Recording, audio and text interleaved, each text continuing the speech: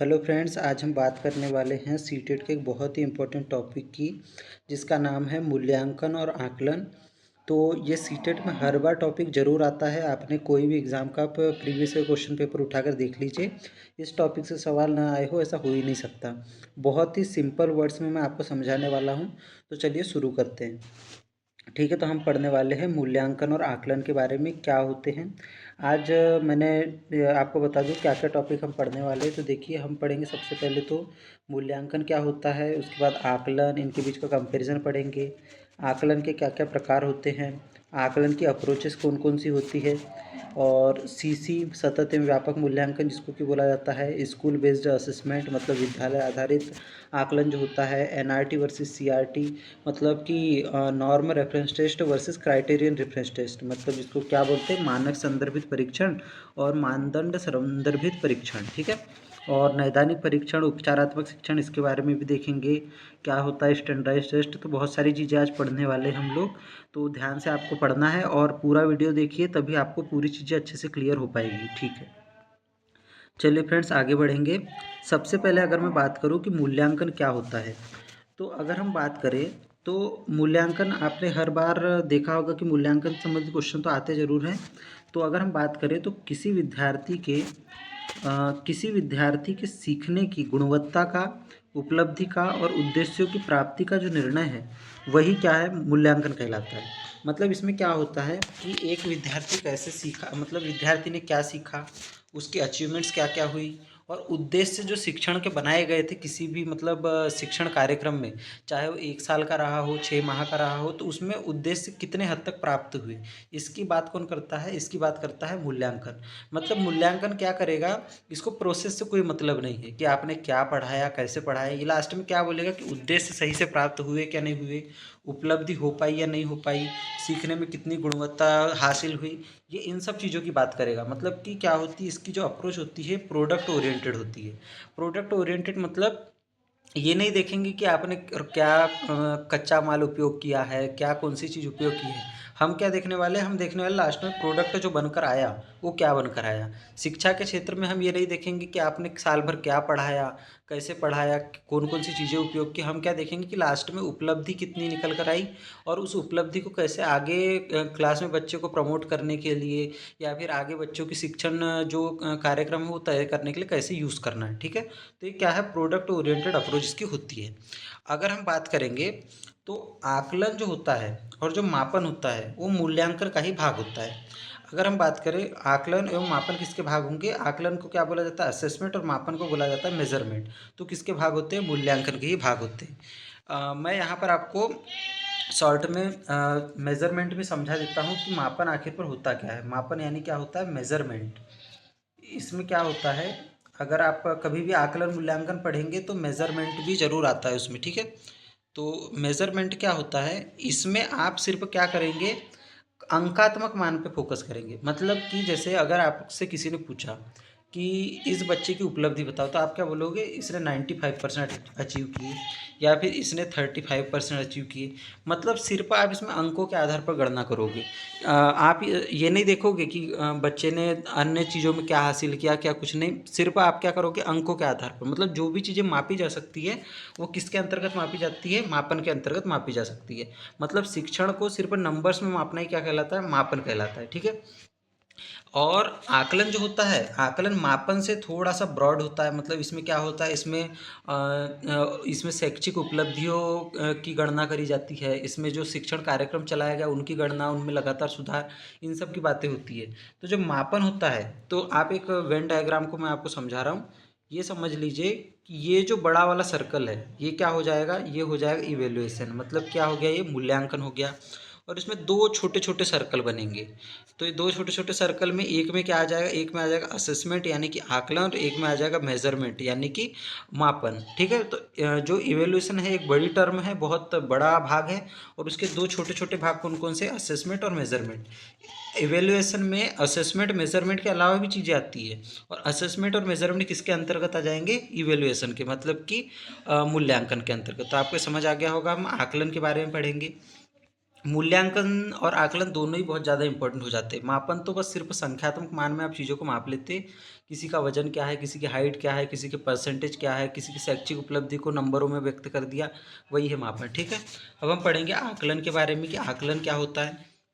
तो अगर हम बात करें, आकलन जो होगा वो क्या करेगा, सीखने की प्रक्रिया के दौरान जानकारी एकत्र करना और फीडबैक देना। इसको क्या बोलेंगे, जैसे अगर आपकी सीखने की मान लीजिए जो प्रक्रिया है, आप स्कूल में एडमिशन लेते हैं, आप मान के चलिए 10th क्लास में, तो आप उस दौरान क्या क्या सीख रहे हैं, उनकी सभी की जानकारी कौन एकत्र करेगा, वहाँ के टीचर एकत्र करेंगे। वो कैसे एकत्र करेंगे, अलग अलग चीज़ों के द्वारा एकत्र करेंगे, आपके मंथली टेस्ट के द्वारा, आपको ऑब्जर्व कर करके चेक करते जाएंगे, आपके हाफ ईयरली टेस्ट लेंगे या फिर हाफ ईयरली एग्ज़ाम होगी, ये सब किसका भाग होंगे, ये सब होंगे आकलन का भाग। ठीक है, सीखने की प्रक्रिया के दौरान जानकारी एकत्र करेंगे और उसके आधार पर फीडबैक देंगे। इसमें क्या होगा, मान के चलिए आपका एक वीकली टेस्ट कंडक्ट हुआ जिसमें आपने क्या किया, आपको 20 क्वेश्चंस दिए गए थे और 20 क्वेश्चंस में आपने अलग अलग पर अलग अलग परफॉर्म किया, किसी में आपको ज़्यादा नंबर मिले, किसी में आपको कम नंबर मिले। तो टीचर क्या करेगा, इसके आधार पर आपकी कमियों को, आपके मजबूतियों को इनके आधार पर पता लगाएगा और उसके हिसाब से आपके लिए जो अप्रोच चेंज करनी है वो चेंज करेगा। ठीक है, तो आकलन क्या होती है, आकलन एक ऑनगोइंग प्रोसेस है। मतलब कि आकलन ऐसा नहीं कि आपने एक बच्चे का मान के चलिए मंथली टेस्ट लिया, अच्छे नंबर नहीं आए और आपने क्या बोल दिया, चलो ये बच्चा तो कमज़ोर है, ऐसे नहीं। ये आप मूल्यांकन में कर सकते हैं, लेकिन यहाँ क्या है, ये प्रोसेस ओरिएंटेड अप्रोच है। मतलब ये लगातार एक प्रोसेस के रूप में चलता रहेगा। किसी बच्चे ने कम नंबर लाए, आप क्या करेंगे, उसका फिर से आकलन करेंगे, उसके प्रोसेस में कुछ चेंज लाएंगे, अपने टीचिंग स्ट्रेटेजी में कुछ चेंज लाएंगे और उसके हिसाब से बच्चे का फिर उसके बाद एक बार फिर से आकलन करेंगे। फिर कुछ कमियां जो पहले हट गई है उनको देखेंगे कौन सी कमियां हटी, कौन सी कमियां नहीं हटी, और फिर से अपने अप्रोच को लगातार चेंज करते जाएंगे जब तक वो बच्चे की उपलब्धियों में सुधार ना होता जाए। मतलब एक निरंतर चलने वाली एक प्रोसेस है। ठीक है, तो अगर आकलन पूछा जाए तो आकलन क्या है, आकलन है प्रोसेस ओरिएंटेड, और जो मूल्यांकन है मतलब इवेल्युएशन है वो क्या है, वो है प्रोडक्ट ओरिएंटेड। मतलब वो अंतिम रिजल्ट पर फोकस करेगा कि सबसे लास्ट में क्या रिजल्ट निकल कर आया, और पूरी ऑनगोइंग प्रोसेस पर फोकस करेगा कि क्या क्या प्रोसेस में क्या क्या हमको चेंजेस करते रहना है। ठीक है, अब इसके दो प्रकार होते हैं, formative assessment and summative assessment, रचनात्मक मूल्य आकलन और योगात्मक आकलन। अब रचनात्मक आकलन और योगात्मक आकलन से क्या तात्पर्य है कि इनको आगे हम समझने वाले हैं कि रचनात्मक आकलन योगात्मक आकलन क्या होता है। ठीक है, तो कितने प्रकार होते हैं आकलन के, दो प्रकार के। सबसे पहले अगर हम इसके प्रकारों की बात करें तो आकलन के प्रकारों को समझ लेते हैं। तो रचनात्मक आकलन और दूसरा होता है योगात्मक आकलन। तो दोनों में क्या अंतर है और क्या इनकी विशेषता है। सबसे पहले अगर मैं बात करूँ तो सबसे सिंपल वर्ड्स में हम समझेंगे कि रचनात्मक आकलन जो होता है सीखने की प्रक्रिया के दौरान होता है। ठीक है, ये मतलब क्या होगा, सीखने की प्रक्रिया मान के चलिए निरंतर चलती रहती है, उसी प्रकार रचनात्मक आकलन भी क्या होता रहेगा, निरंतर चलता रहेगा, ये कभी भी रुकता नहीं है। ठीक है, इसमें क्या होगा कि आपने आज अगर टेस्ट लिया, उसके बाद कुछ प्रक्रिया में सुधार किया, फिर एक सप्ताह बाद टेस्ट लिया या एक महीने बाद टेस्ट लिया, और इसी तरीके से आप अपनी अप्रोच बदल बदल कर बच्चों को नए नए तरीक़ों से सिखाकर अपने प्रोसेस को लगातार बदलते रहेंगे। तो ये सीखने की प्रक्रिया के दौरान होगा, मतलब साथ साथ चलेगा। और जो योगात्मक आकलन है, योगात्मक आकलन क्या होगा, कोई भी यूनिट खत्म हुई या कोई भी शिक्षण कार्यक्रम, मतलब कि मान के चलिए आपका एक साल ख़त्म हो गया, अब एक साल के बाद आपने जो ईयरली एग्ज़ाम ली, जो होती है ना आपकी एनुअल एग्ज़ाम जो होती है, उसी को क्या बोला जाता है, उसी को बोला जाता है समेटिव असेसमेंट या योगात्मक आकलन बोलते हैं। ठीक है, तो दोनों में अंतर आपको समझ आ गया होगा कि सीखने की प्रक्रिया के दौरान जो जो चीज़ें चल रही है वो क्या है, रचनात्मक आकलन, इसको क्या बोला जाता है फॉर्मेटिव असेसमेंट, और इसको क्या बोला जाता है समेटिव असेसमेंट। ठीक है, SA और FA। तो अगर हम बात करेंगे तो कंटिन्यूस कौन चलता रहेगा, FA, और सबसे लास्ट में कौन सा होगा, SA। अब तो दोनों को ही मतलब पहले क्या होता था, सिर्फ योगात्मक मूल्यांकन योगात्मक आकलन को महत्व दिया जाता था, लेकिन अब रचनात्मक आकलन को भी उतना ही महत्व दिया जाता है। ठीक है, और कहीं ना कहीं ये रचनात्मक आकलन ही CC के अंतर्गत उपयोग किया जाता है। अब हम बात करेंगे मूल्यांकन और आकलन में अंतर क्या क्या है और क्या क्या चीज़ें हैं जो दोनों के बारे में हमको याद रखनी है। ठीक है, तो मूल्यांकन और आकलन के बारे में हम लोग पढ़ने वाले हैं। अगर मैं आपको बताऊं तो मूल्यांकन क्या होता है, सीखने के अंतिम परिणाम पर निर्णय देता है। मतलब कि एक बच्चे ने पूरे शिक्षण कार्यक्रम में क्या सीखा, इसको पूरा ओवरऑल वो क्या करेंगे, कलेक्ट करेंगे डाटा को और उसके आधार पर बताएंगे कि बच्चे ने किस उपलब्धि को हासिल किया या नहीं किया। इसको प्रोसेस से कोई मतलब नहीं है, ये प्रोसेस को इम्प्रूव करने के लिए बना नहीं है, ये प्रोसेस कंप्लीट होने के बाद जो परिणाम आते हैं वो बताने के लिए बना है, ठीक है। और आकलन जो होता है वो सीखने की प्रक्रिया पर ध्यान देता है। मतलब क्या होगा कि जैसे जैसे सीखने की प्रक्रिया आगे बढ़ेगी वैसे वैसे आकलन हम करते जाएंगे और सीखने की प्रक्रिया में ज़रूरी सुधार जो भी करने हमको वो करते जाएंगे, ठीक है। ये क्या करेगा, जो भी जानकारी एकत्र होगी वर्ष भर उसके आधार पर क्या दे देगा, एक फाइनल जजमेंट, एक निर्णय दे देगा। और इसमें क्या होती है, इसमें जानकारी एकत्र की जाती है और जानकारी एकत्र करने के साथ उसमें सुधार किया जाता है, ठीक है। इसका जो मेन उद्देश्य है, इसका जो मुख्य उद्देश्य वो क्या है, वो जजमेंट देना है। मतलब कि जजमेंट क्या आया कि क्या बच्चा ए ग्रेड का है, क्या बच्चा बी ग्रेड का है, बच्चा उच्च उपलब्धि वाला है या कम उपलब्धि वाला है, ये क्या करेगा, सीधे सीधे एक जजमेंट पास कर देगा। लेकिन इसका जो उद्देश्य वो क्या है, आकलन का उद्देश्य है इम्प्रूवमेंट, मतलब कि ये चाह रहा है सुधार। मतलब कि कोई भी शिक्षण प्रक्रिया में सुधार, कोई भी टीचिंग स्ट्रेटेजी, मान के चलिए पता चल रहा है आप पहले निगमन पद्धति से पढ़ा रहे थे, वो स्टूडेंट को समझ नहीं आ रही तो आप आगमन का प्रयोग करेंगे। संश्लेषण से काम नहीं हो रहा है तो आप विश्लेषण का उपयोग करेंगे। अगर आप स्टोरी टेलिंग द्वारा भाषा नहीं समझा पा रहे हैं तो आप हो सकता है कविता शिक्षण पद्धति का उपयोग करेंगे। मतलब अप्रोच चेंज करते रहेंगे आप। अब अगर इसकी बात करें हम मूल्यांकन की, तो किसी भी चरण के अंत में किया जा सकता है, ठीक है। इसको क्या करेंगे हम लोग, साल भर हमने जो भी आकलन किए सब किए, इनके आधार पर पूरा डाटा जो एकत्र हुआ है उनके आधार पर क्या करेंगे, बच्चे का एक मूल्यांकन डाटा बना लेंगे और उसके आधार पर किसी भी चरण के अंत में इस कार्यक्रम को कंप्लीट करेंगे।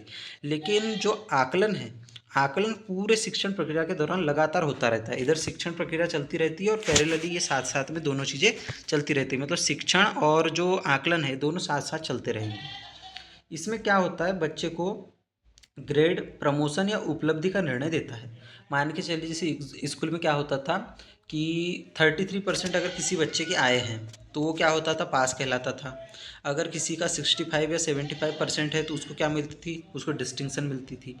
इसी तरीके से क्या होता था, अलग अलग ग्रेड निर्धारित होते थे। किसी किसी को A+ मिल जाता था, किसी किसी को B मिलता था, किसी किसी को C मिलता था, कुछ कुछ E वाले भी होते थे। तो ये जो ग्रेडिंग है और जो आगे बच्चा प्रमोट होगा या नहीं होगा, 33% से कम लाएगा तो प्रमोट नहीं होगा, ये सब चीज़ें किसके अंतर्गत आती है, ये सब आती है मूल्यांकन के अंतर्गत।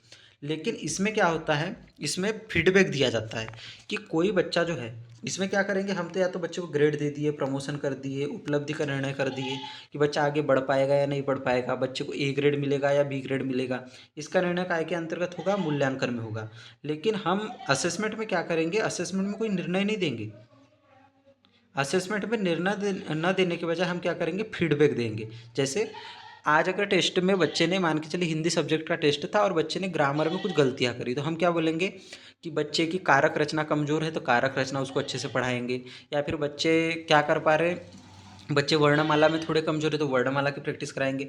मतलब लगातार बच्चे को क्या करते रहेंगे, फीडबैक देते रहेंगे जिससे उसमें इम्प्रूवमेंट लगातार होता रहे, ठीक है। अब इसमें जो क्वेश्चन है, हम अगर मूल्यांकन की बात करें तो मूल्यांकन में प्रश्न किया जाता है कि विद्यार्थी ने कितना अच्छा सीखा। मतलब लास्ट में किस क्वेश्चन पर डिपेंड करेगा। अगर 17 अंत हो गया तो हम क्या बोलेंगे कि विद्यार्थी ने जो प्रोसेस सिखाई गई थी उसमें कितने अच्छे से सीखा, हम इसकी बात करेंगे। लेकिन आकलन में क्या बात करेंगे कि विद्यार्थी कैसे सीख रहा है। मतलब कि जब प्रोसेस चल रही है, जब सिखा रहे हैं हम उसको, तो सीख पा रहा है कि नहीं सीख पा रहा है, कितना अच्छा सीख पा रहा है, नहीं सीख पा रहा है तो क्यों नहीं सीख पा रहा। ये सब चीज़ों की बात हम कहाँ करेंगे, ये सब चीज़ों की बात करेंगे हम लोग आकलन के अंतर्गत, ठीक है। तो मूल्यांकन और आकलन में अंतर एकदम स्पष्ट हो गया होगा। सबसे मेन अंतर क्या है इनमें कि ये होगा क्या, प्रोडक्ट ओरिएंटेड और ये होगा प्रोसेस ओरिएंटेड। इसको अंतिम परिणाम से मतलब है और इसको सीखने की प्रक्रिया से मतलब है, ठीक है। अब आगे बढ़ने वाले हम, आकलन के प्रकार तो मैंने अभी आपको बताया। अब देखते हैं कि आकलन के प्रकार तो दो होते हैं, लेकिन आकलन मतलब आकलन के प्रकार का मतलब इसके टाइप कि आकलन कौन कौन से प्रकार का होता है। तो ये तो रचनात्मक एक होगा और योगात्मक एक होगा, फॉर्मेटिव, समेटिव। लेकिन अगर हम बात करें अप्रोच की, तो अप्रोच अलग चीज़ है। अप्रोच ऑफ असेसमेंट मतलब आकलन की जो अप्रोचेस है, मतलब कि आकलन को अपनाने के तरीके, कि किस किस तरीक़ों से हम आकलन को अपनाएंगे, मतलब कि कौन कौन से इसके तरीके होने वाले हैं, इसकी हम बात करेंगे कि किन किन तरीक़ों से आकलन को अपनाया जाता है। एक होता है अधिगम के लिए आकलन, जिसको कि क्या बोलते हैं हम लोग, असेसमेंट फॉर लर्निंग बोला जाता है। अधिगम के लिए आकलन मतलब असेसमेंट फॉर लर्निंग। अधिगम का आकलन मतलब असेसमेंट ऑफ लर्निंग, और अधिगम के रूप में आकलन मतलब असेसमेंट एज लर्निंग। तो क्या होती है तीनों चीज़ें, इनको अच्छे से हम लोग डिस्कस करते हैं। सबसे पहले अगर मैं बात करूं अधिगम के लिए आकलन, इसका मतलब क्या होता है कि आप क्या कर रहे हैं कि जब प्रोसेस चल रही है शिक्षण की, आप जब शिक्षण प्रक्रिया लगातार चल रही है, उसी टाइम बच्चे के क्या करते जा रहे हैं, उसी टाइम बच्चे का कई कई बार आकलन कर रहे हैं, या तो टेस्ट के माध्यम से कर रहे हैं, या रेटिंग स्केल के माध्यम से, साक्षात्कार के माध्यम से, किसी भी प्रकार से अगर उसका आकलन आप कर रहे हैं, तो आप क्या करेंगे, वो क्यों कर रहे हैं आप, कि आप उसको लर्निंग करवाना चाहते हैं इसीलिए। ये क्या होगा, ये कहीं ना कहीं जुड़ा हुआ है, मतलब ये जुड़ा हुआ है फॉर्मेटिव असेसमेंट से, मतलब ये रचनात्मक मूल्यांकन से जुड़ा हुआ है। ठीक है, जैसे रचनात्मक मूल्यांकन में क्या होता है, हम लगातार मूल्यांकन करते रहते हैं वर्ष भर कई कई प्रकारों से, उसी प्रकार अधिगम के लिए आकलन में भी क्या होता है, आकलन मतलब अधिगम की प्रोसेस को सुधारने के लिए लगातार कई बार क्या होता है, आकलन कराया जाता है। अगर हम बात करें अधिगम के आकलन की, कि मतलब अधिगम का आकलन क्या होता है, ये होता है समेटिव असेसमेंट, मतलब कि योगात्मक आकलन। इसमें क्या होता है, हमने जो भी अधिगम करवाया, मान के चलिए 6 माह की अवधि में जो भी अधिगम करवाया, हम उसको हाफ ईयरली एग्जाम के थ्रू पूरी तरीके से क्या कर लेंगे, उसका असेसमेंट कर लेंगे। हमको इससे मतलब नहीं है कि अधिगम सुधरेगा या नहीं सुधरेगा। हमने क्या किया, जो भी वर्ष भर अधिगम करवाया था उसका क्या कर लिया, एक बार असेसमेंट कर लिया कि लर्निंग का मतलब लर्निंग कितने हद तक प्राप्त है उस चीज़ का। ठीक है, अब हम बात करेंगे अधिगम के रूप में आकलन। इसको जोड़ा जाता है किससे, सेल्फ असेसमेंट से। इसमें बच्चा क्या करेगा, सेल्फ असेसमेंट मतलब स्व आकलन। इसमें बच्चा क्या करता है, अपना खुद का आकलन करेगा, मतलब वो सीख तो रहा है लेकिन देखते जाएगा। जैसे टीचर उसको क्या करेंगे, सब बच्चों को अपने मान के चले टेस्ट के नंबर बताएंगे और अपने उनके आंसर शीट देंगे। फिर बच्चा क्या देखेगा कि मेरे ग्रामर में क्या गलती हुई, मुझसे मतलब वर्ड फॉर्मेशन में क्या गलती हुई, ये सभी गलतियों को देखेगा और उसके हिसाब से अपना स्वयं का आकलन करेगा। ठीक है, तो इसको सेल्फ असेसमेंट बोला जाता है।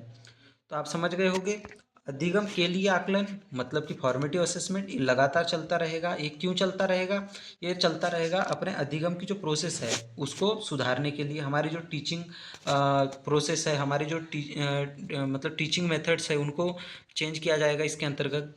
अधिगम के आकलन में क्या होगा, ये होगा समेटिव असेसमेंट, मतलब इसमें क्या होगा, लास्ट में एक निर्णय दे देंगे कि बच्चे ने इतनी इतनी उपलब्धि हासिल की है। और अधिगम के रूप में आकलन का मतलब होता है सेल्फ असेसमेंट, जो खुद का असेसमेंट बच्चा करता है। ठीक है, सेल्फ असेसमेंट मतलब बच्चा देखेगा कि खुद में मुझ में क्या कमियां हैं, क्या गलतियां मैंने की है। तो आपको समझ आ गया होगा कि ये 3 अप्रोचेस हम लोग यूज़ करते हैं। अब आगे बढ़ेंगे हम लोग। अब हम बात करने वाले हैं सीसी की। सीसी भी इतना इम्पोर्टेंट टॉपिक है, आपने हर एग्ज़ाम में तो एक भी बार ऐसा एग्ज़ाम नहीं हुआ होगा जब सीसी का टॉपिक नहीं पूछा गया है। इसको क्या बोला जाता है, सतत एवं व्यापक मूल्यांकन, जिसमें हमको 2 वर्ड पे बहुत फोकस करना है, सतत और व्यापक। सिंपल सी बात है, सतत एवं व्यापक मूल्यांकन अगर बोल रहे हैं तो सतत और व्यापक वर्ड क्या होते हैं और कैसे इससे प्रश्न बनेंगे उसकी हम बात करेंगे। तो सतत का मतलब होता है कॉन्टिन्यूस। कॉन्टिन्यूस मतलब इसको इंग्लिश में क्या बोलेंगे, कॉन्टिन्यूस एंड कॉम्प्रिहेंसिव इवेल्युएशन, मतलब सतत एवं व्यापक मूल्यांकन। कंटिन्यूस मतलब ये पूरे वर्ष नियमित रूप से मूल्यांकन करा जाता है, इसमें केवल वार्षिक परीक्षा नहीं ली जाती। मतलब क्या करेंगे, वर्ष भर अलग अलग प्रकार से बच्चे का मूल्यांकन हम लोग करते रहेंगे, सतत रूप से होता रहेगा। ठीक है, जैसे आपने देखा होगा बच्चों को असाइनमेंट दिए जाते हैं, उसके आधार पर मूल्यांकन कर लेते, बच्चों को मंथली टेस्ट होते उसके आधार पर मूल्यांकन करते, मतलब बच्चे का कंटिन्यूसली मूल्यांकन किया जाता रहना चाहिए। और व्यापक मतलब सिर्फ एक पक्ष का नहीं, मतलब शैक्षिक पक्ष का भी और सह शैक्षिक पक्ष का भी। शैक्षिक बोले तो बच्चा अपनी स्टडी में कैसा है, बच्चा अपने बाकी जो सब्जेक्ट है जो स्कूल में पढ़ाए जा रहे हैं उनमें कैसा है, इसको क्या बोलेंगे, शैक्षिक। और सह शैक्षिक क्या होगा, बच्चा स्पोर्ट्स में कैसा है, बच्चा जो हमारे स्कूल में जैसे सांस्कृतिक कार्यक्रम हो रहे हैं, कल्चरल फंक्शन, उनमें परफॉर्म कर रहा है नहीं कर रहा है, इस चीज़ की हम लोग बात करेंगे। तो मतलब शैक्षिक पक्ष भी आ जाएगा इसमें और सह शैक्षिक पक्ष भी आएगा। इसको क्या बोलते हैं, शैक्षिक को एकेडमिक और को एकेडमिक दोनों पक्ष इसमें रहेंगे, को स्कूलिस्टिक एंड को स्कूलिस्टिक दोनों पक्ष। ठीक है, आपको समझ आ गया होगा। सीसी किसको बोलते हैं, सीसी में 2 चीज़ें आती है, एक सतत और दूसरी चीज़ होती है व्यापक। मतलब इसमें कंटिन्यूसली चेक करेंगे, इसमें कॉम्प्रिहेंसिवली चेक करेंगे। कॉम्प्रिहेंसिव का मतलब शैक्षिक पक्ष भी आएगा जिसमें हमारे स्कूल की स्टडी वो सब शामिल होगी, और सह शैक्षिक भी आएगा, मतलब जिसमें हम लोगों की कौन सी अप्रोच शामिल होगी, जिसमें हम स्पोर्ट में कैसे, हमारा एटीट्यूड कैसा है, हमारा कैरेक्टर कैसा है, हमारा बिहेवियर कैसा है, हम डांस में कितने अच्छे, हम सिंगिंग में कितने अच्छे, हर चीज़ें पूरा ओवरऑल हम लोगों का कैलकुलेशन इसमें किया जाता है। ठीक है। सतत एवं व्यापक मूल्यांकन भी बहुत जरूरी है। कब से लाया गया था ये? लगभग 2009 के टाइम से इसको क्या कर दिया गया, शिक्षा में कंटिन्यू करा गया है। ठीक है। अब और आगे बढ़ेंगे, हम लोग आगे का टॉपिक पढ़ते हैं। अब हम बात करेंगे स्कूल बेस्ड असेसमेंट की, कि क्या होता है school based assessment. School based assessment को क्या बोलेंगे? हिंदी में इसको बोलेंगे विद्यालय आधारित आकलन। ठीक है। विद्यालय आधारित आकलन, मतलब कि इसमें क्या होगा, ये विद्यालय के आधार पर किया जाएगा। ठीक है। इसमें क्या होगा, विद्यालय आधारित आकलन में विद्यालय के शिक्षकों के द्वारा छात्रों का सतत रूप से आकलन किया जाता है। मतलब कि सतत बोले तो कंटिन्यूसली, मतलब कंटिन्यूस बेसिस पे कौन हमारा आकलन करते रहेंगे, हमारे जो टीचर्स हैं। अब टीचर्स के द्वारा आकलन क्यों करवाया जाता है इसमें स्कूल बेस्ड असेसमेंट में? क्योंकि टीचर हम लोगों से साल भर जुड़े हुए रहते हैं। टीचर जानते हैं कि एक बच्चे की कमियां क्या है, मतलब एक बच्चे के प्लस क्या है, एक बच्चे के माइनस क्या है, तो वो टीचर को बहुत अच्छे से ये चीज़ें समझ आती है। इसीलिए क्या होता है, स्कूल बेस्ड असेसमेंट किसके द्वारा लिया जाता है? टीचर्स के द्वारा लिया जाता है। अब इसकी कुछ कुछ विशेषताएं होती हैं जो आपसे एग्जाम में पूछी जा सकती है। ये क्या होता है, इसकी सबसे फर्स्ट विशेषता ये होती है कि विद्यालय शिक्षक के द्वारा ही किया जाता है। स्कूल बेस्ड असेसमेंट किसके द्वारा लेंगे? सिंपल सी बात है, जब विद्यालय आधारित है तो विद्यालय में किसके द्वारा लिया जाएगा? शिक्षकों के द्वारा लिया जाएगा। ये भी प्रकृति में क्या होता है, सीसी की तरह ही सतत भी होता है, मतलब कंटिन्यूस होता है, और कॉम्प्रिहेंसिव होता है। ठीक है। विद्यार्थियों को नियमित प्रतिपुष्टि यानी कि फीडबैक दिया जाता है। मतलब विद्यार्थियों को क्या बताया जाता है कि बेटा देखो, आप ग्रामर में कमज़ोर हो, आपको ग्रामर के विषय में फोकस करना है। आपकी हैंड राइटिंग कमज़ोर है तो आपको क्या करना है, डेली 1 पेज लिख कर लाना है। या फिर आप पर्टिकुलर तरह के ग्रामेटिकल एरर कर रहे हो तो आपको उस चीज़ पर फोकस करना है। आपकी वोकेब कमज़ोर है तो उस पर फोकस करना है। मतलब इसमें क्या होता है, बच्चे को लगातार फीडबैक देते रहते हैं ताकि बच्चे में क्या हो, निरंतर इम्प्रूवमेंट होता रहे। ऐसा नहीं कि साल में एक बार परीक्षा ले लिया, बच्चा फेल तो फेल, पास तो पास, वो वाली अप्रोच अब शिक्षा में नहीं चलती। बच्चे को कंटिन्यूसली हर तरीके से असेस करते रहना पड़ता है, चाहे वो सीसी के थ्रू आप करते रहे, चाहे वो आप फॉर्मेटिव असेसमेंट के थ्रू करते रहे, या फिर स्कूल बेस्ड असेसमेंट के थ्रू करते रहे। स्कूल बेस्ड असेसमेंट भी किसका एक प्रकार है? ये भी रचनात्मक मूल्यांकन का ही एक प्रकार है। ठीक है। रचनात्मक आकलन का। ठीक है। मतलब फॉर्मेटिव असेसमेंट का ही एक टाइप है। कौन सा? स्कूल बेस्ड असेसमेंट, क्योंकि इसमें भी लगातार तरीके से हम बच्चे का असेसमेंट कर रहे हैं। इसमें उद्देश्य केवल अंक देना नहीं है, सिर्फ ये नहीं करना है कि एक बच्चे के 40 नंबर आ गए और एक बच्चे के 60 नंबर आ गए, एक बच्चे के 90 नंबर आ गए, ये हो गया टॉपर, ये हो गया बैक बेंचर, या ये हो गया अंडर अचीवर। ये चीज़ें नहीं करनी है, बल्कि सीखने में सुधार करना है। मतलब कि कैसे हम टीचिंग को इम्प्रूव करेंगे, कैसे अब देखो, आप लोग, सिंपल सी बात है, अब हम लोगों की जो अप्रोच है वो कौन सी है? चाइल्ड सेंटर्ड है। चाइल्ड सेंटर्ड कह लीजिए या फिर स्टूडेंट सेंटर्ड कह लीजिए। मतलब कि इसमें जो केंद्र बिंदु है वो कौन है? इसमें केंद्र बिंदु है बच्चा। हम बच्चे में कोई चेंज नहीं कर सकते। मान के चलिए एक बच्चा है जो अच्छी परिस्थितियों से नहीं आ रहा है, तो आप ये तो नहीं कर सकते कि उस बच्चे को इस बच्चे का स्कूल चेंज करवा दे या उस बच्चे को बाहर निकाल दे। आप बच्चे में तो कोई चेंज कर नहीं पाएंगे। आपको चेंज किस में करना है? अपनी मेथड में। क्योंकि चाइल्ड सेंटर्ड जो अप्रोच होती है उसमें हम बच्चों में चेंज नहीं कर सकते। पहले होता था कि एक डंडा उठाओ, बच्चे में जो भी बच्चे का स्वभाव बदल दो। आजकल वो चीज़ें नहीं चलती, क्योंकि उन चीज़ों से क्या होता था, बच्चे सीखते कम थे, बच्चे डरते ज़्यादा थे। कई बच्चे इस चक्कर में क्या होता था, स्कूल छोड़ दिया करते थे। तो वो चीज़ें आज हमको नहीं करनी है। अब हमको केवल अंक देने के लिए नहीं पढ़ाना है, बल्कि सीखने में सुधार करना है। ठीक है। तो चाइल्ड सेंटर्ड मेथड है। आपको चाइल्ड सेंटर्ड मेथड में क्या करना है? केवल अंक नहीं देने हैं, बच्चे को नियमित रूप से फीडबैक देना है, कंटिन्यूस तरीके से उनका इवेल्युएशन करना है, उनका असेसमेंट करना है। ठीक है। तो ये चीज़ें अभी आजकल की नई शिक्षा नीति का पार्ट है। ठीक है। अब हम आगे बढ़ेंगे। अब हम बात करेंगे मानक संदर्भित परीक्षण और मानदंड संदर्भित परीक्षण की। इंग्लिश में क्या बोला जाता है? Norm reference test and criterion reference test. अगर हम बात करेंगे नॉर्म रेफरेंस टेस्ट यानी कि NRT, मानक संदर्भित परीक्षण, तो इसमें क्या होता है, इसमें एक बालक की जो तुलना है, मान के चलिए आपने क्या करवाया, एक एग्ज़ाम कंडक्ट करवाया। मान के चलिए आपने कौन सा एग्ज़ाम करवाया? UPSC का एग्ज़ाम करवाया। उसके लिए क्या थी आपके पास? 100 मान के चलिए सीटें थी। अब 100 सीटों में आपने क्या किया, अलग अलग बच्चों ने नंबर लाए। मान के चलिए आपका एग्ज़ाम पेपर कितने नंबर का था, 200 नंबर का था। एक बच्चे के आए 190 नंबर, किसी बच्चे के आ गए 185 नंबर, किसी बच्चे के आ गए 170 नंबर। अब मान के चलिए ऐसे आपके पास सीट तो कितनी है, 100 है, और आपके पास अलग अलग नंबर वाले ढेर सारे बच्चे हैं, कंटिन्यूस चल रहे हैं।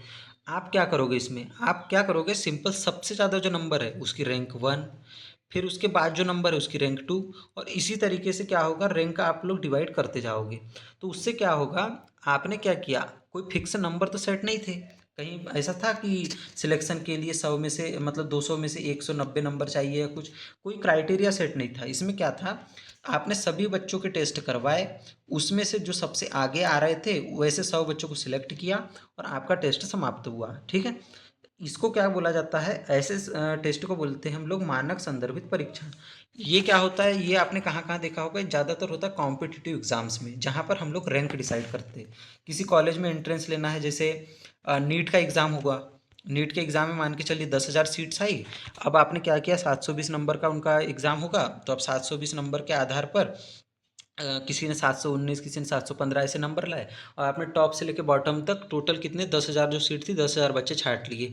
कोई फिक्स नंबर नहीं थे। अगर मान के चलिए कि किसी बच्चे के 705 नंबर भी आ रहे हैं, या फिर किसी बच्चे के 695 नंबर भी आ रहे हैं, लेकिन वही फर्स्ट नंबर पे आ रहा है, तो उसको सिलेक्शन लेना पड़ेगा। और मान के चलिए किसी बच्चे के अच्छे नंबर है, 700 नंबर है, लेकिन 720 वाले मान के चलिए 10,000 बच्चे हो जाते हैं, ऐसा होता तो नहीं है, पर मान के चलिए कि 720 710 वाले बहुत बच्चे हो गए, तो हो सकता है कि 700 वाला भी सिलेक्ट ना हो, क्योंकि यहाँ पर कोई फिक्स क्राइटेरिया नहीं है। यहाँ पर क्या है, एक नॉर्म सेट है कि जो बच्चे टॉप से लेकर बॉटम तक जाएंगे उनको आपस में हम लोग करवाएंगे कंपेयर, और उनके आधार पर हम लोग अपने को जो बच्चे सिलेक्ट करने हैं वो कर लेंगे। तो ये किस में होता है, एनआरटी में होता है। मतलब इसमें क्या होता है, एक बालक के जो परफॉर्मेंस है, जो भी उसका एकेडमिक परफॉर्मेंस हो, या फिर जो भी उसने एग्जाम में नंबर लाया है, उनकी तुलना क्या करेंगे, हम अन्य बालकों के परफॉर्मेंस से कर देंगे। ठीक है, जैसे इसमें क्या करते, किसी बच्चे ने मान के चलिए 300 नंबर ला लिए किसी एग्जाम में, लेकिन एक बच्चे के 305 है और सीट मान ली एक ही है, तो किसको मिल जाएगी, इसको मिल जाएगी। लेकिन मान के चलिए 305 वाला एग्जाम के दिन अपसेंट था और इसने पेपर लिखा ही नहीं, तो 305 नंबर आए ही नहीं। अब 300 वाला एक बच्चा है और एक है 295 वाला, तो हम किसका सिलेक्शन लेंगे, 300। मतलब कोई क्राइटेरिया सेट नहीं है, 305 वाले का भी हो सकता है, 300 वाले का भी हो सकता है। डिपेंड करता है कि हम किस किस रैंक पर व्यक्ति आ रहा है और उसमें कितनी सीटें हैं। तो इसमें क्या होगा, एक बच्चे के जो परफॉर्मेंस की तुलना है वो किससे होगी, एक अन्य बच्चे से हम लोग कर लेंगे। ठीक है, अब आता है CRT, क्राइटेरियन रेफरेंस टेस्ट। इसमें क्या होता है, एक निश्चित मानक निर्धारित होगा। निश्चित मानक मतलब, जैसे आपको सबसे बेस्ट एग्जाम्पल दे रहा हूँ, अभी आप जिस एग्ज़ाम के लिए प्रिपेयर कर रहे हैं जिसका नाम क्या है, CTET, सीटेट। इसमें क्या होता है, आप मान के चलिए इसमें 90 नंबर होते हैं जनरल कैटेगरी के लिए। अब अगर आप जनरल कैटेगरी से बिलोंग कर रहे हैं तो आपको क्या करना है, 90 नंबर लाना है। अगर किसी बच्चे के नंबर 90 है या 91 है तो पास है। किसी बच्चे के अगर नंबर 89 है तो फेल है। अब अगर आप 90 के ऊपर कितना भी ला लीजिए, आप 130 ला लीजिए, आप 140 ला लीजिए, आप 150 क्यों ना ला लीजिए, आप पास है, क्योंकि इसमें क्या है, एक फिक्स क्राइटेरिया है, 90 इक्वल्स टू पास। तो मतलब कि 90 के बाद 90 है आपके नंबर तो आप पास हो, 90 नहीं है तो आप फेल हो। सिंपल सी बात है, 90 के ऊपर कितना ही लाइए उससे कोई फर्क नहीं पड़ने वाला। मतलब इसमें क्या होगा, किसी बच्चे के अगर 130 भी नंबर आ रहे हैं और आपके 90 नंबर आ गए तब भी आप पास कहलाएंगे।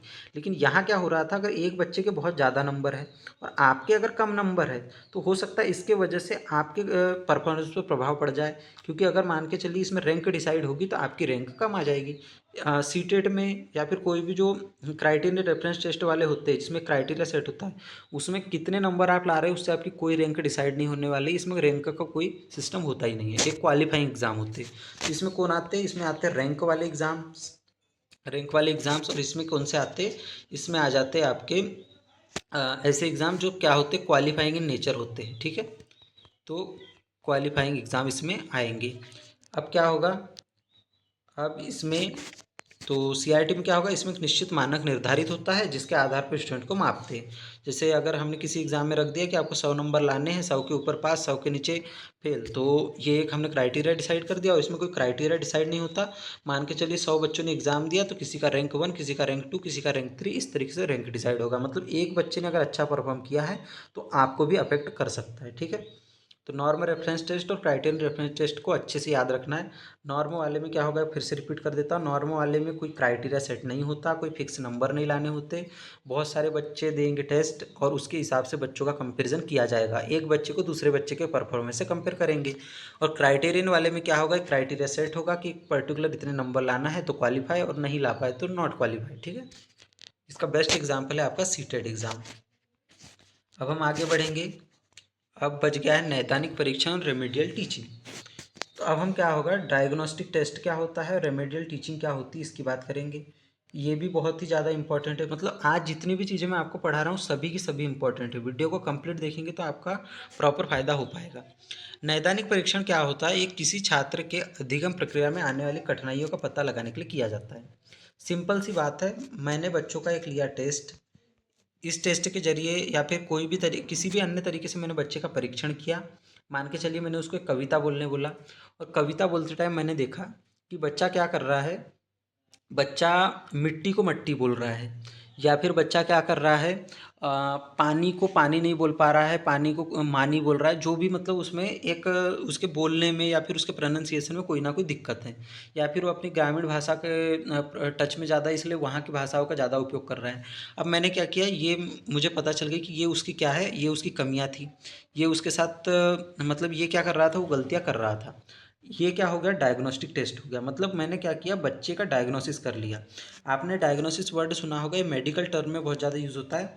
मान के चलिए क्या हो गया, आपका ब्लड चेकअप हुआ, ब्लड चेकअप में पता चला कि आपके खून में तो बस 8 ग्राम हीमोग्लोबिन है, मतलब क्या है, आपकी स्थिति थोड़ी कमज़ोर है। अब आप क्या करोगे, अब डायग्नोसिस तो आपने कर लिया, उसका निदान तो कर लिया, आपको पता चल गया कि समस्या क्या है।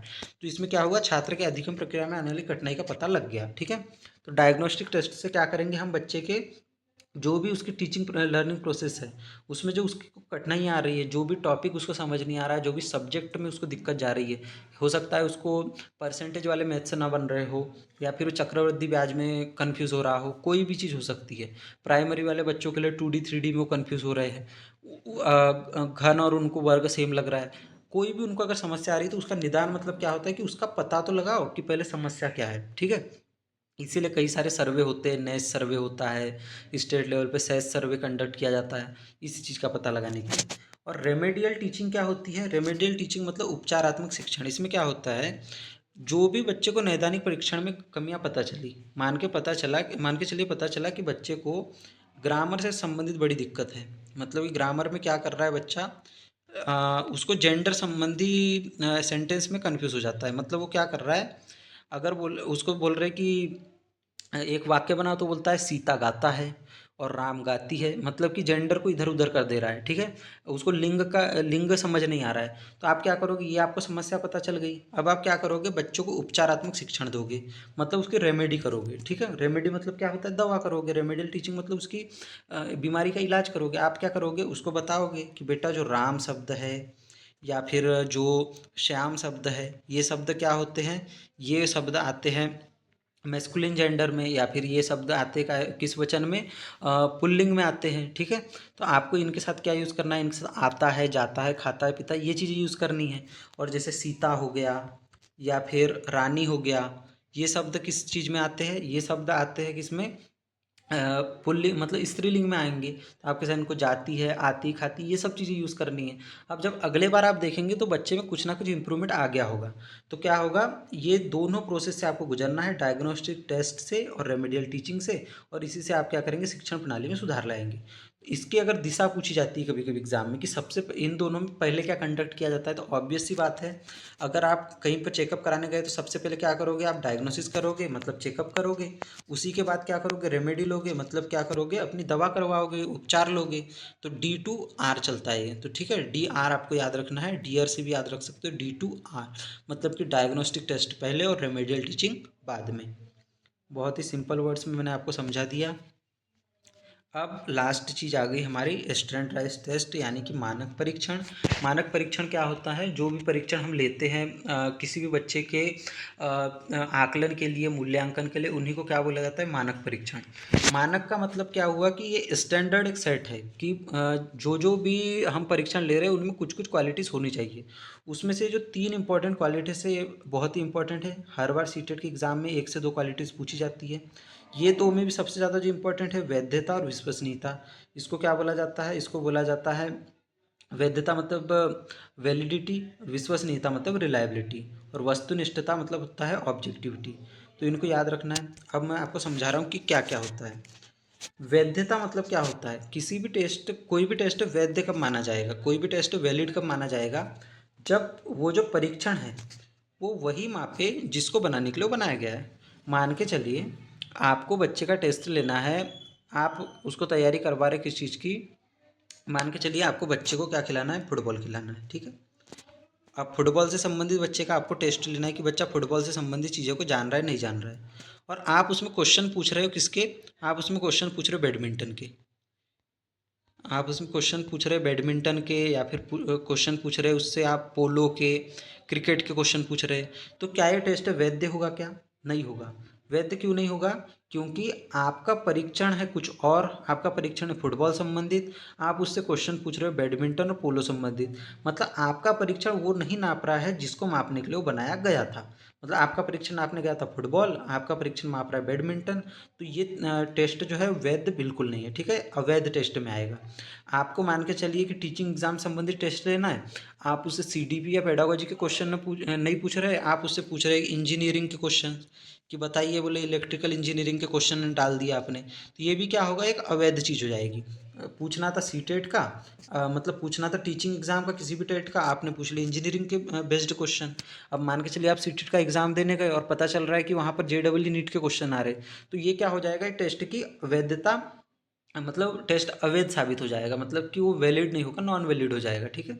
उसकी वैलिडिटी नहीं रहेगी, क्योंकि वो परीक्षण वो चीज़ नहीं नाप रहा है जिसको मापने के लिए बनाया गया था। सिंपल सी बात है। एक परीक्षण जो नापने के लिए बनाया गया, अगर वो वही नाप रहा है, वही माप रहा है, अगर एक स्केल बनाई गई है इंच को नापने के लिए तो इंच ही नापना चाहिए, अगर एक स्केल बनाई गई सेंटीमीटर नापने के लिए सेंटीमीटर नापना चाहिए, तभी तो एक वैध स्केल मानी जाएगी। उसी प्रकार से परीक्षण, अगर एक परीक्षण बनाया गया है मतलब टीचिंग एग्जाम के एप्टीट्यूड को चेक करने के लिए, तो टीचिंग एग्जाम संबंधी क्वेश्चन, इंजीनियरिंग संबंधी क्वेश्चन डालने हैं तो इंजीनियरिंग संबंधी टेस्ट, ऐसी चीज़ें। अब हम बात करेंगे विश्वसनीयता की कि आखिर विश्वसनीयता क्या होती है। मतलब विश्वसनीयता को क्या बोला जाता है? रिलायबिलिटी। रिलायबिलिटी मतलब कि कितना टेस्ट रिलायबल है, ठीक है। रिलायबल है का मतलब कि कितना आप उस पर विश्वास कर सकते हैं। मतलब आपने मान के चलिए एक बच्चे का टेस्ट लिया, अब उस टेस्ट में बच्चे ने क्या किए? 85 नंबर लाए। अब दूसरे दिन क्या किया? सर, एक सर आए, उनने बोले चलो इस टेस्ट को फिर से देते हैं। अब पता चला इस बच्चे के नंबर कितने आ गए? इस बच्चे के नंबर आ गए 35। क्या ये टेस्ट किसी भी तरीके से विश्वसनीय है क्या? बिल्कुल नहीं है। मतलब यहाँ तुक्केबाजी चल रही है, कोई विश्वसनीयता नहीं है। एक बच्चा पहले दिन ला रहा है 85, दूसरे दिन ला रहा है 35, बच्चा वही है, टेस्ट वही है, फिर भी मतलब फिर भी परिणाम अलग अलग आ रहे हैं। तो इसको क्या बोला जाएगा? टेस्ट अविश्वसनीय, इस टेस्ट पर विश्वास नहीं किया जा सकता। ये बिल्कुल ऐसा है कि जैसे हेड एंड टेल्स नहीं होता, सिक्का उछालते, हो सकता है एक व्यक्ति लगातार 5 बार सही बोल दे और हो सकता है एक बार व्यक्ति लगातार 10 बार गलत बोल दे। मतलब उसकी कोई विश्वसनीयता नहीं होती, वो प्रोबेबिलिटी पे चलता है। तो हमारा टेस्ट क्या होना चाहिए? विश्वसनीय होना चाहिए। अगर हम समान स्थिति में, कंडीशन हमारी सेम है, बच्चा सेम है, एग्जामिनर सेम है, स्थितियाँ सब सेम है, और अभी टाइम नहीं हुआ है, और फिर भी बार बार अगर हम टेस्ट करा रहे हैं तो एक ही समान परिणाम आने चाहिए। 1-2 नंबर का आगे पीछे हो भी जाए तो चल जाएगा, ठीक है। मतलब समान स्थितियाँ और हम बार बार करवा रहे हैं तो टेस्ट के रिजल्ट में ज़्यादा अंतर नहीं आना चाहिए। इसके बाद जो लास्ट इसकी क्वालिटी होती है मानक परीक्षण की, स्टैंडर्डाइज्ड टेस्ट की, वो होती है वस्तुनिष्ठता। वस्तुनिष्ठता को क्या बोला जाता है? वस्तुनिष्ठता को बोला जाता है ऑब्जेक्टिविटी। ऑब्जेक्टिविटी बहुत अच्छी क्वालिटी है।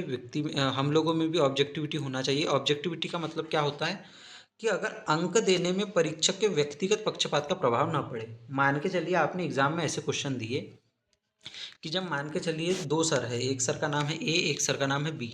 जब ए सर उस चीज़ को चेक कर रहे हैं तो नंबर दे रहे सभी बच्चों को 70, 75 इस प्रकार से, और उसी बच्चे की कॉपी जब बी सर चेक कर रहे हैं तो नंबर दे रहे उसको 30, 35 इस टाइप से। मतलब क्या हो रहा है, इन दोनों के पर्सनल बायस का असर इस पर पड़ रहा है। तो टेस्ट कैसा बनाना है कि पर्सनल बायस का असर बहुत कम से कम हो। मतलब कि अगर हमने, हो सकता है कि अगर दो डिफरेंट डिफरेंट भी टीचर से चेक कराए तो नंबर लगभग लगभग वही निकले। ये प्रॉब्लम कहाँ आती है, ये प्रॉब्लम आती है आपकी बोर्ड एग्जाम्स में। क्योंकि बोर्ड एग्जाम्स में क्या होता है, कभी कभी कोई सर अगर आपकी कॉपी चेक करेंगे तो बड़े अच्छे नंबर देंगे, कोई सर चेक करेंगे तो बड़े बुरे से नंबर देंगे। मतलब कि क्या है कि जो हमारा एग्ज़ाम हुआ है वो बहुत वस्तुनिष्ठ नहीं हुआ है, अगर ऐसा हो रहा है तो। और अगर ऐसा नहीं हो रहा है तो हमारा जो एग्ज़ाम है वो क्या है, वस्तुनिष्ठ हुआ है। एग्ज़ाम में क्या है, ऑब्जेक्टिविटी है। क्योंकि ऑब्जेक्टिविटी है इसीलिए तो व्यक्तिगत पक्षपात का प्रभाव नहीं पड़ रहा है। और इसमें क्या होगा, इसमें एक और चीज़ है कि टीचर हमारे बायस्ड नहीं होने चाहिए। ऐसा ना हो कि पता चल रहा है कोई बच्चे अपने बच्चे की कॉपी चेक कर रहे हैं, कोई टीचर है उनका लड़का अपनी ही क्लास में पढ़ रहा है और उसी की कॉपी चेक कर रहे हैं, पता चल रहा है हर एग्ज़ाम में 95 ला रहा है। तो ऐसे भी टीचर नहीं होने चाहिए। ठीक है। तो आपको आई होप ये समझ आ गया होगा। बहुत ही अच्छे से मैंने आपको समझाने की कोशिश की है। कोई अगर इसमें मतलब प्रॉब्लम रह गई तो आप कमेंट कर सकते हैं। Thank you friends. अगर आपने यहाँ तक वीडियो देखा है, अपने दोस्तों के साथ शेयर भी कर सकते हैं और चैनल को प्लीज़ सब्सक्राइब भी कर दीजिएगा।